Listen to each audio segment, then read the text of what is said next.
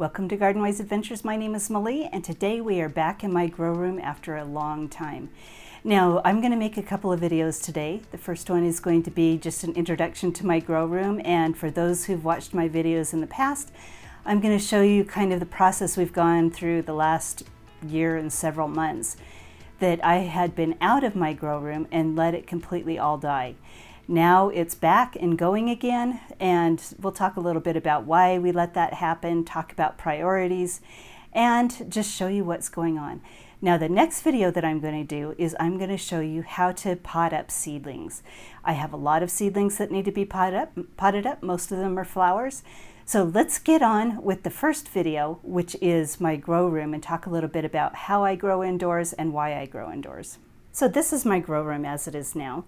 This is 2025 and it's April, and it's not as full as it's been in the past. Let me show you a picture of what it's looked like in the past. We used to do a lot of growing in here, and I think I'll probably bring back most of it, if not all of it, gradually as I have the energy and the time. But I use grow racks. These are not really meant for growing plants, but they work beautifully. These are baker's racks, and you could put the shelves any height that you want. So this is the side where I start my seedlings. These lights are a little less strong than some of my other lights, and they're perfect for starting seedlings. We've grown hydroponically in here. This is a Devo hydroponic unit that I haven't grown in for about a year. We also have an aero garden. I usually have basil and tomatoes in these, and they do beautifully. We've got various different types of lights. This one is a new one this year. This is a Mars Hydro, and I've really liked it. I've been using this to fruit peppers and tomatoes. And yes, I do grow tomatoes and peppers in my house over the winter. This one right here is a Golden Harvest. This is one of the Aero Garden tomatoes. It's a cherry, and this is about as tall as it gets. So it's perfect for growing indoors. I usually grow them in 2-gallon pots. We produce peppers and harvest them over the winter. We've got some peppers in here. I've grown cucumbers in here. Cucumbers, I actually just pulled up my cucumbers because they weren't doing very well. I think this is the last year I'm going to even try cucumbers indoors. They do produce, and I do get cucumbers, but not enough to make it actually worth it. We've got some tomatoes that are going to go out in the garden. This is an Adelaide Festival dwarf tomato. This is a full-size tomato that I got from a nursery. This one is the Brad's Atomic Grape. The reason I have this in here right now, this size, is because they had it at the nursery really early, and they looked beautiful. I've never been able to grow them from seed and have them look like this. So I just keep potting it up in size, and we're going to put it out in the garden as soon as it warms up. All the citrus trees that I had died. This is a new little lemon, and it is not doing that well. I may need to repot it and try a different soil type. What I have here is the 5-1-1 soil type, which is 5 parts bark, 1 part compost, and 1 part perlite. And it's just not doing very well. I put a lot of fertilizer in it. I fertilize it every other week with a liquid fertilizer, and I use CalMag, and it's just still struggling. So we're going to try something else with that. This is a roselle I started from seed in February. We're going to grow this in a pot outdoors because now I usually grow roselle in pots because our seasons are not long enough for them to fruit. But if I can bring them back indoors, the fruits will ripen. We've got more peppers for harvesting indoors that I absolutely love to have indoors. We've got our golden berry, which is a Peruvian ground cherry. I grow these indoors because I want them as big as absolutely possible before I put them out in the landscape, and as mature as possible, because our season is too short to ripen the fruit. But if I get them really large before I put them out in the landscape, then I actually get fruit that ripens. And these are all my peppers and tomatoes that are going to go out in a few weeks out into the landscape. We've got some basil. We've got peppers of all varieties. And we've even got some fennel in here. And then in the back, we've got some tomatillos.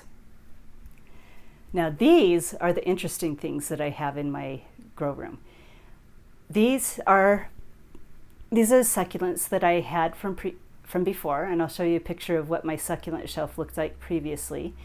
And these also went 6 months without watering, and everything that you see up here survived 6 months without water, including the sedum right here. I thought that was amazing. This burrow-tail sedum is still not looking great, but it also went 6 months without water and didn't die. Another surprising one, I think this is a pothos. I'm not great with houseplants. This was a gift.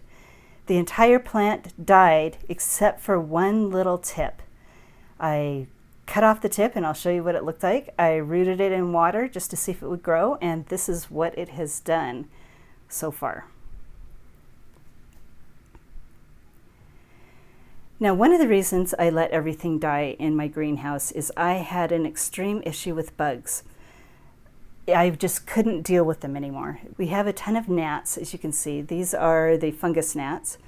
I've tried everything to get rid of them. Boiling water, I've tried mosquito bits, I've tried baking soda, I've tried spraying the surface of the soil with insecticides, organic of course, and nothing has worked. I've even watched Garden Answer. You know, Laura used the nematodes that are meant for fungus gnats, and that did not work for her either. So I decided not even to try that. If it didn't work for her, it's not going to work for anybody. Now, letting everything die did get rid of some of the worst issues. My worst issues were thrips. I just could not get rid of the thrips. But now that we've gotten rid of all the plants that were infested with them, I have not seen thrips. Another thing that we had that was terrible was spider mites. And I could not get rid of the spider mites, but those seem to be gone too. So the thrips, spider mites, and my succulents had scale on them for some reason. Those problems are all in the past, I hope. We're going to isolate any new plants that we bring in here and treat them really heavily before we bring them into this grow room. Part of the issue is I think part of the reason I brought some of the issues in was I had dug up a pepper plant a few years ago and brought it indoors. I thought I'd washed everything off and treated it, but I am never going to do that again. I'm not going to be digging up and overwintering any plants indoors and have them be around the plants that I have here. So that is an update on my grow room. I will link some videos up above that show you all of the equipment that I use. It goes over it in detail. And I would love to hear if you grow indoors and where you grow. This is an old bedroom that is no longer in use now that my kids have grown up and moved out. And it has been perfect, absolutely perfect for growing plants. I've seen a lot of people use tents, and I would love to hear your thoughts on grow tents and how well they've worked for you. So hopefully this video has been helpful for you. If it has been helpful, I hope you like, subscribe, share it with your friends, and go have a wonderful garden adventure.